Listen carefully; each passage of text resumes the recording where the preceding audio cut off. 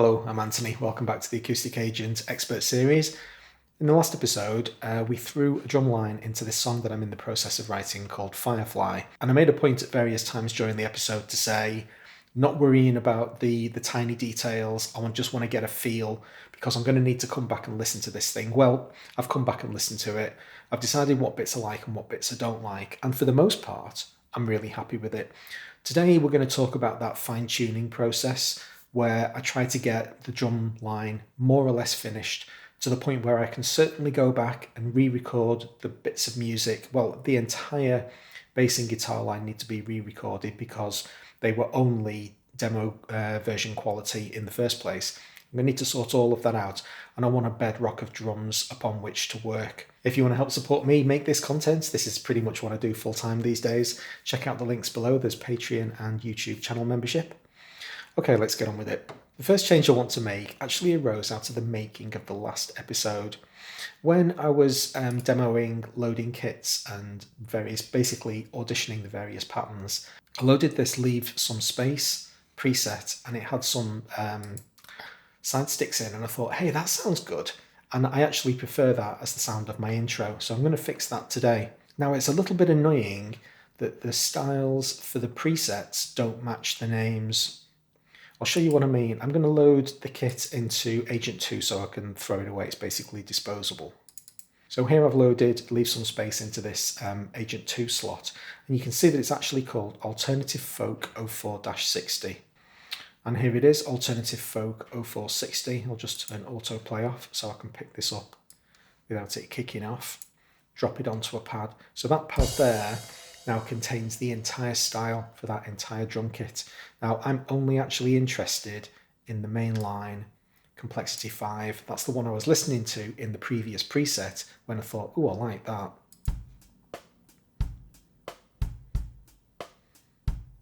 And this is the way I like to do editing like this. I'm going to create myself a MIDI track. It defaults to channel 2, which always kind of irritates me, even though it doesn't matter in the slightest. Just one of those OCD things, I guess. And the majority of the intro groove is going to go. Just have a quick look at what this groove actually comprises. It's in half time, complexity 5. Everything else is pretty much default. I'm going to pick it up, drag it onto this MIDI track, and now I can cut it up to the requisite size, drag it in place.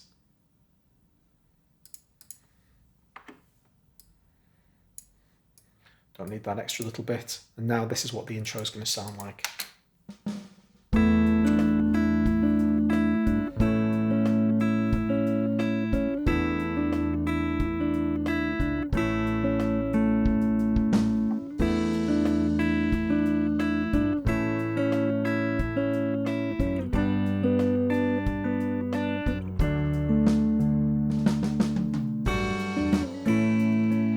And now we're into the main part of the song. Now we've introduced the snare. We've got that little bit more of a lift from the side stick up to the snare, and I just feel that that intro flows much better. So this is the advantage of leaving it fallow for a day. After I'd made the video, it was kind of niggling me that preset that I just basically was talking about in the context of an entirely different process just seemed to be better than the one that I'd actually chosen. So, go back and pick it up. And this is the beauty of being able to mix and match styles. We talked about this in earlier episodes. I can pick any of these styles up, drop them onto a pad, and then I've got full access to the entire style on that single pad. There's absolutely nothing special about a pattern pad whatsoever. It's simply one snapshot in time of the style, depending on what options you've got selected. Then the floodgates opened as far as side sticks were concerned.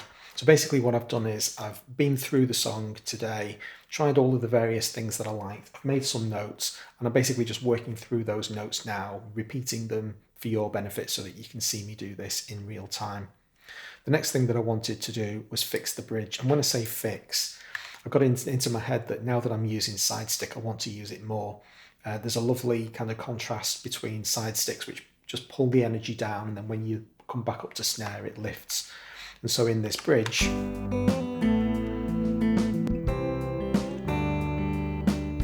thought it might be quite nice over that section to experiment with swapping some of those snare sounds out for side sticks.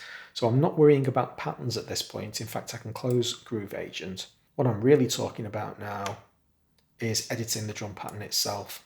So what I'm going to do is select all of the MIDI parts that comprise the entire bridge and glue them all together. It's going to make it much easier for editing now. Now, because it's only currently showing me kit pieces that are in use, there's two ways I can get around this. I can either switch to all drum sounds in use by the instrument, which I might as well do now that I've done it, or I could have selected every MIDI part in the song and that would have brought the side stick into vision because we're using it in the intro. But all I really want to do is select all of these snares, and I'm going to leave the last 2 bars alone. That's where I'm filling back into the song, so I'm likely to want some more energy there. And I'm just going to have a play with dropping all of those notes down to side stick. Let's just have a listen to what that sounds like.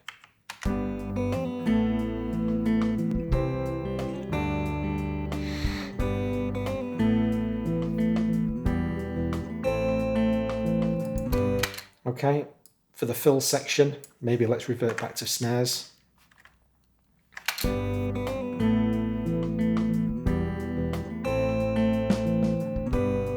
Oh, that's nice, I like it. This isn't exactly what I did last time, so a large part of this is just trying things out.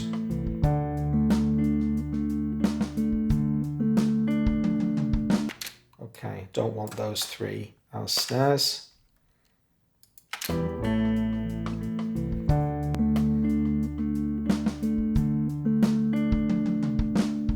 Okay, now let's get rid of this caveman Tom thing. There's obviously way too much action going on there. I'm going to switch back to just show me the events in use by the instrument, so it's a bit cleaner. And I'm going to cycle around the last 2 bars of this bridge. And the way I like to fix toms is not to delete them, but to move them somewhere less offensive. And the primary candidate is usually the hi-hat.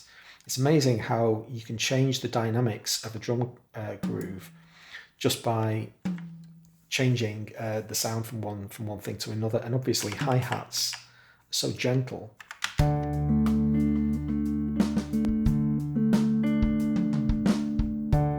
Okay, just by taking out that double tom hit, it's made it feel less. Anybody from the UK would be thinking like the EastEnders TV theme, but there's like doobie doobie doobie doobie doobie. You know, it's just a bit cheesy.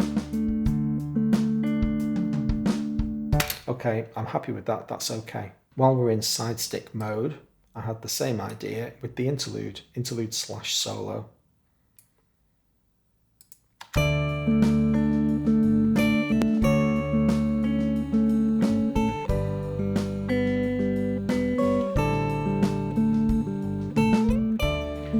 Okay, what I'm going to try to do is take the first half of this interlude up to the change where it switches to D major and move all of those to side sticks.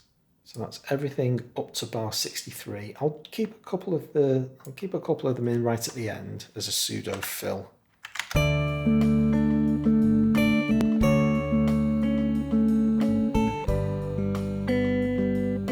Ride's a bit overactive. I'll sort that at some point in the future.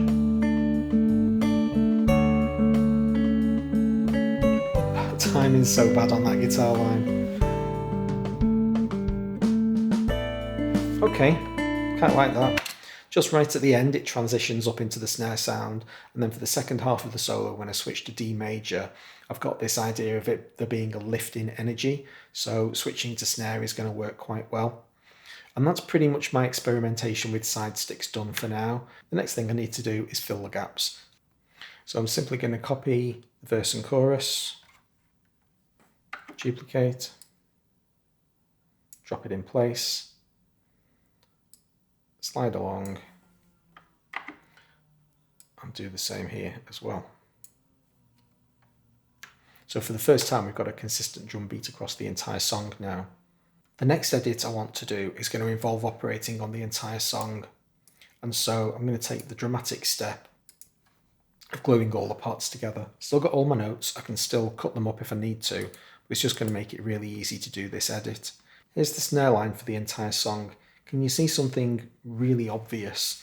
We've got all of these blue notes, which are the quiet articulations, the dynamic stuff that gives the the sound a real interesting feature.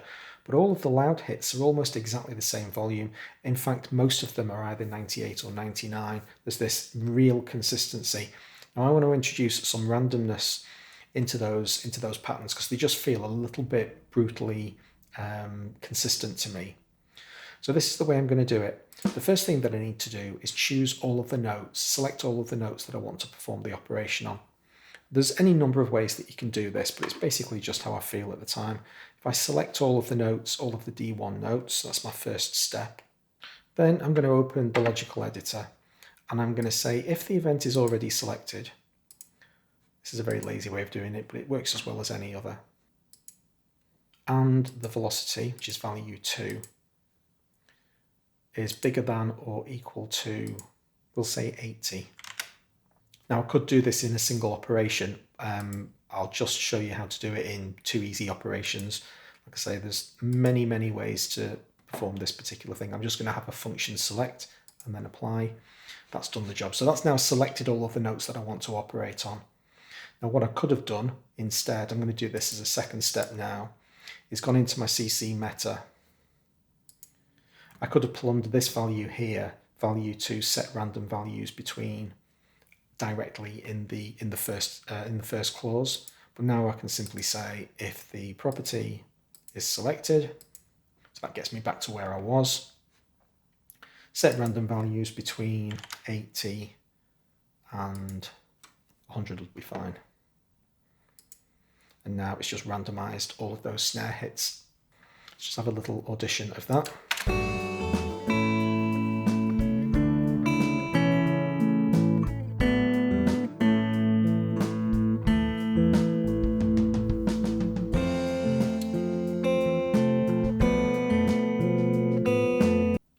The next thing I want to do is make sure that my toms aren't overly dramatic anywhere else. And I'm looking at the entire song here, so I can see tom A, B, C, there they all are.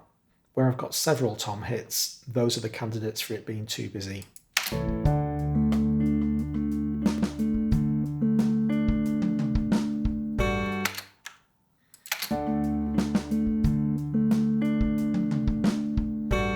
Yeah, it's okay. I'm going to leave that one.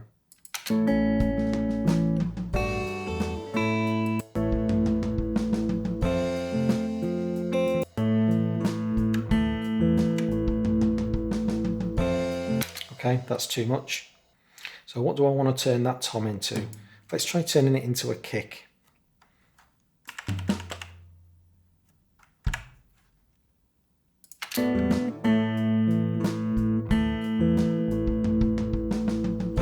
That's kind of cool. I think it's still too active.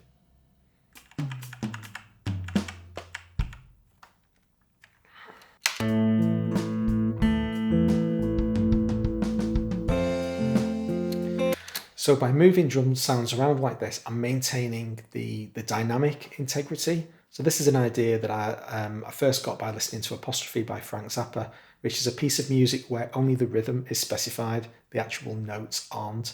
So what I'm basically doing is here I'm saying the rhythm structure is specified, but the actual drum hits aren't. So I can move a tom down to a kick, completely change the feeling of the pattern, and it works really surprisingly well because I'm maintaining the natural dynamics with which the drummer played. I'm just asking them to play different kit pieces. I like that one. I like that one too. Don't like that. That's too busy. If I hear something that's a little bit more complex than this, I don't think I'm going to nail this in one go. Create myself a cycle loop.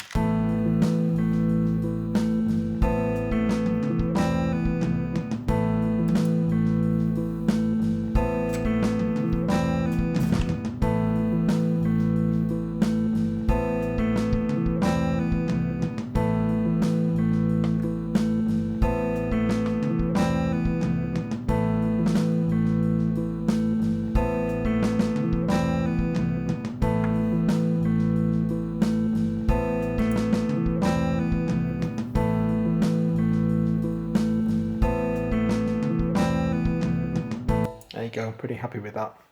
Something else that I've written down in my notes is that the crashes need sorting. So here I am looking at the entire song again. It's really easy to get an overview of where the crash action is, and I can see all of my crash A's and B's. I need to figure out which of these I want and which of them slipped past the cheese detector.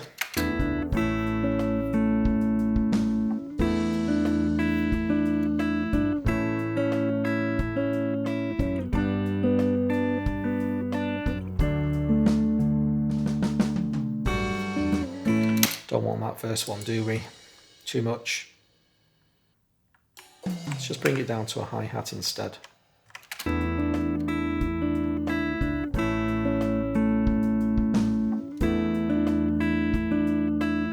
They're so inoffensive, hi-hats, they just hide themselves. And if at some point in the future I decide I want to bring it back, you know, I've not actually deleted anything.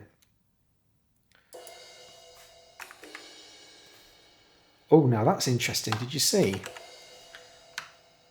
When we've been pasting these patterns together, we've ended up with two notes more or less identical. That needs fixing.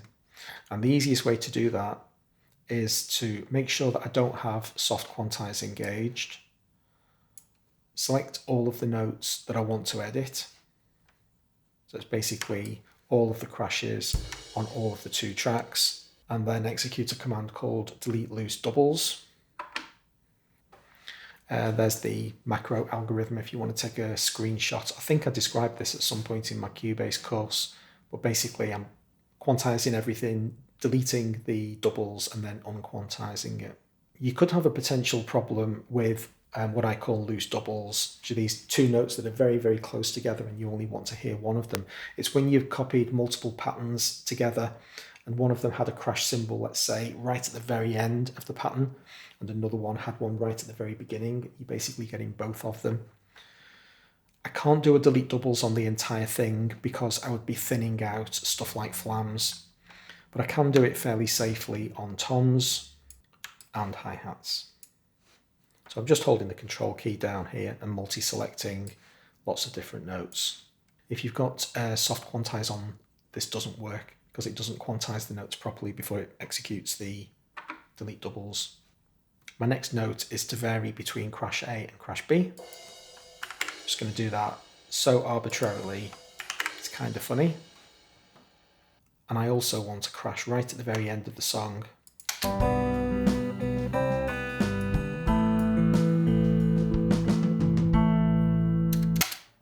Stick one in there. Just need to make that MIDI part a little bit longer because it's grey means it's not currently in the part.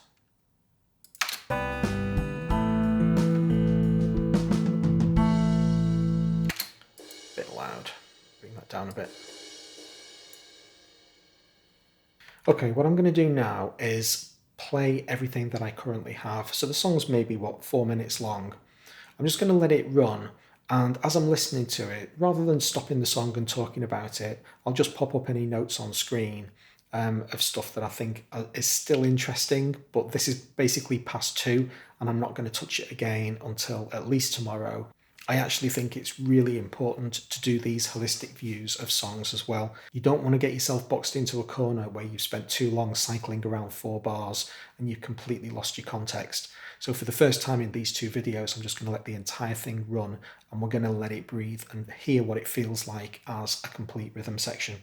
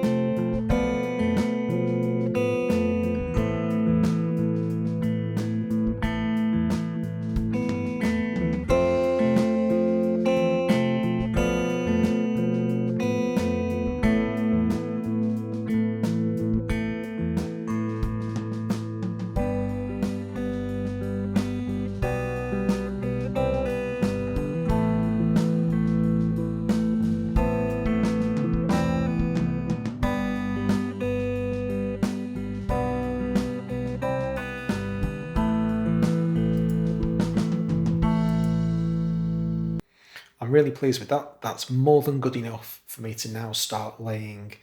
I'm going to basically delete or mute all of those bass and guitar lines now and play them properly against that drum rhythm.